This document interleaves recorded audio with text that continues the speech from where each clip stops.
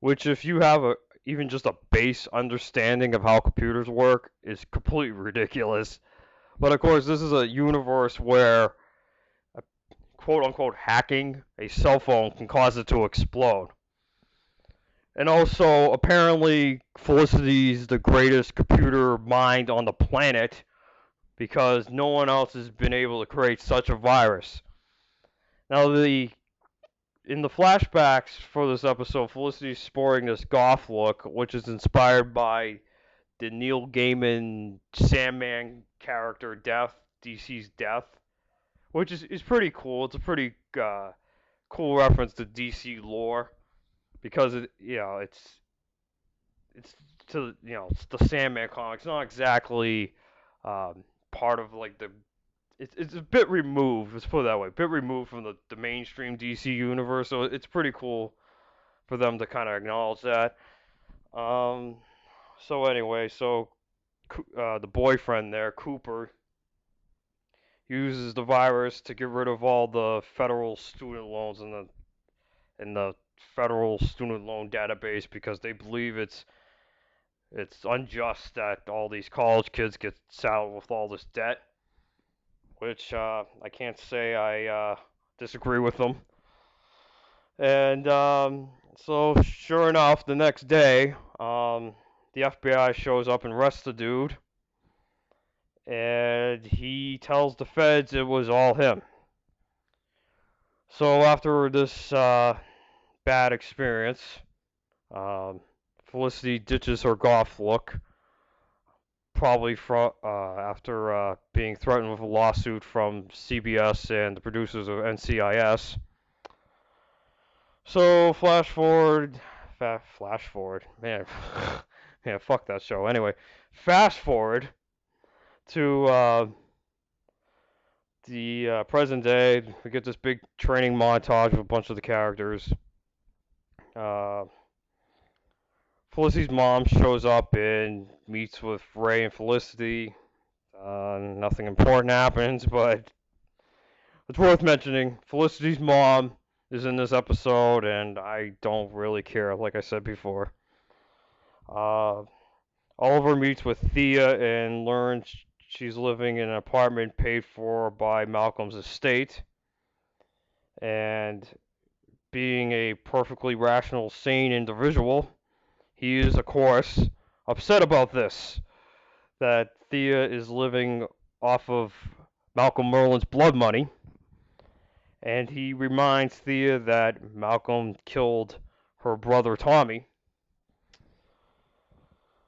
So next week, this Brother Eye um, thing broadcasts uh, this threat to cause a giant cyber attack against the city and causes a big blackout. So after that, after the blackout and all that shit happens, Felicity's mom, Felicity, Ollie, Diggle, and his baby are at the club, and Felicity, Ollie, and Diggle are gonna head to the Arrow Cave, so they leave the baby with Felicity's mom. Still don't care. Um, so Brother Eye threatens to shut down the whole banking system. And Starling National Bank, there's a big riot outside, and Laurel sends out a riot squad in her capacity as assistant DA, and Ollie and Roy are able to calm the crowd down by using tear gas arrows. Um, so next, Felicity, she figures figures out that it's the virus that she created. So they conclude that it must be that Myron guy, not the boyfriend, the other person, the third person there in the flashback, Myron. So before this happens, so they're gonna go after Myron, obviously. But before that happens, Ollie meets with Thea again. Um, He she Ollie says to stop taking Malcolm's money. She says no. Says she's trying to meet him halfway and he should too, whatever the fuck that means. Meet him meet her halfway on what? It's wrong. Don't take the guy's money. I mean, I get that he's your dad and everything, but the guy's a very bad person. And at this point, I really don't buy that Thea is willingly hanging around with Merlin. I really don't. Or as the Republicans would say, palling around with terrorists. Or palling around with a terrorist. So they track down the Myron guy, and it turns out it isn't the Myron dude. So Felicity explains to Oliver that it couldn't be Cooper because Cooper hung himself in prison. So then Felicity's mom and Felicity have another scene together, and I still don't care. Felicity's mom says that she's there because she won a free trip to Starling City. And it turns out that it was paid by Cooper, the boyfriend. So the boyfriend and some of his cronies show up and kidnap Felicity and the mom. He reveals that he joined the NSA, but they faked his deaths because apparently they can use his talents. So he holds the two of them hostage so he can divert these trucks that are coming to Starling National to him so he can just take all the money. So Roy and Diggle, they protect the trucks from Brother Eye, the makeshift cyber terrorist group, and Ollie stops Cooper and everything's all hunky-dory. Oliver has another scene with Thea, and she agrees to stop living off Malcolm's money once the club starts turning a profit again. So we have a scene Laurel confesses to Ted Grant about Sarah. And then the stinger for the episode is Roy's having a nightmare. And from we see it from the killer's point of view that we saw in the first episode. And Sarah's all like, "What are you doing here?" And then we see Roy throw a bunch of arrows at Sarah and kill Sarah. So, if Roy knew exactly what Sarah said before she died, and he watched her die, then that would definitely mean he is the killer.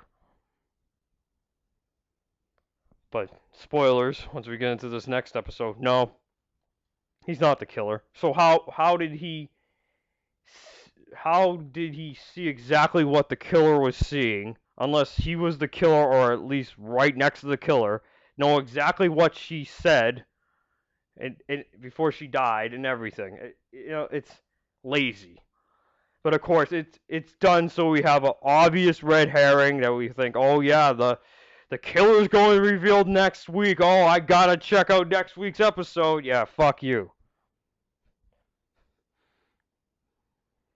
So other than that last scene with the Roy nightmare shit, this episode's pretty boring. Not a whole lot happens, and I mean maybe you, without getting into too much, maybe you can argue some of the Thea and Oliver stuff sort of ties to the main plot a little bit eventually, but I don't know, just very boring episode.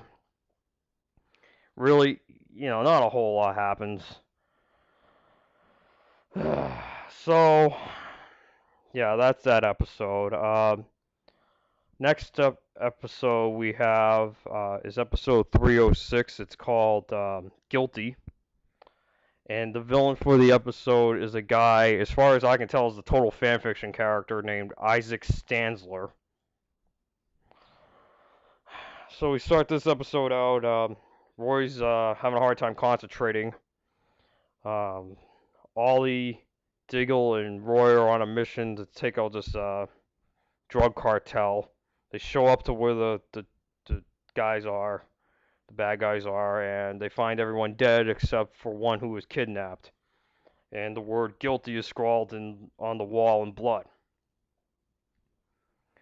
Uh, so Roy talks to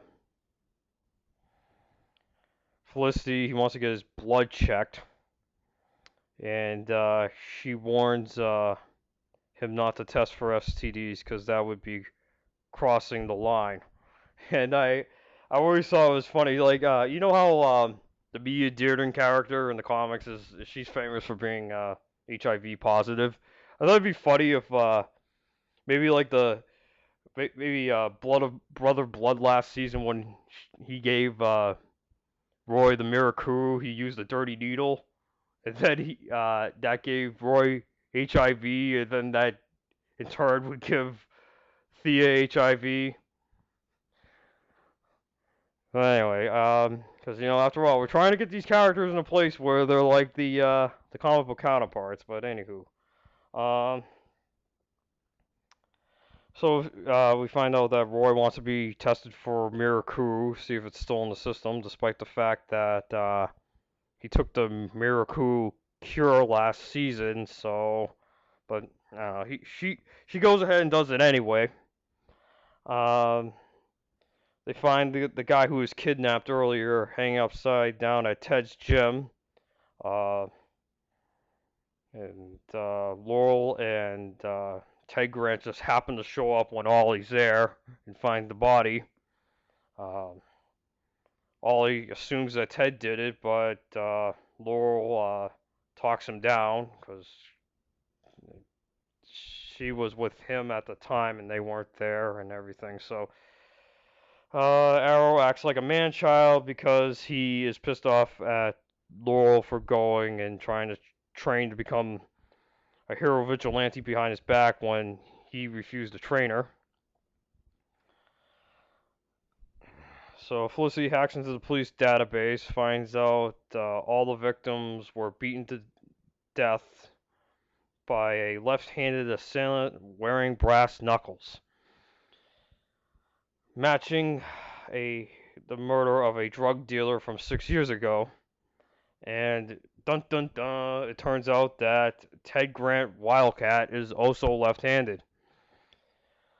So using a tracking device he put on Ted Grant, Green Arrow follows him to a storage unit with yet another victim who's there dead, with a bunch of incriminating stuff like knives, masks, brass knuckles, all that kind of shit. The two fight, and in this scene we get a sort of clever way. They got the famous boxing glove arrow. They worked it in because Ted Grant's a boxer, and so he had a boxing glove on the ground, and then Ollie grabs an arrow, he sticks it into the boxing glove, and then shoots it at Ted Grant. Okay, yeah, that was cute.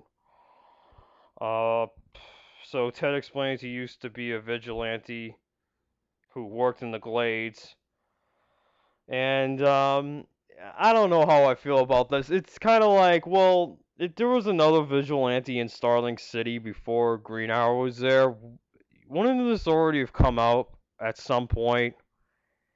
In Ted Grant, he gives the excuse that like no one really noticed him operating the Glades because people just didn't care about the Glades and stuff. I don't know, but it's also this thing too where, yeah, I talked a bunch of videos ago about the coincidences of like all these vigilantes just happening to show up in Starling City, such as Green Arrow, DC's Iron Man, and now Wildcat here. I Again, too coincidental, and it's all for unrelated reasons that they're showing up in Starling City.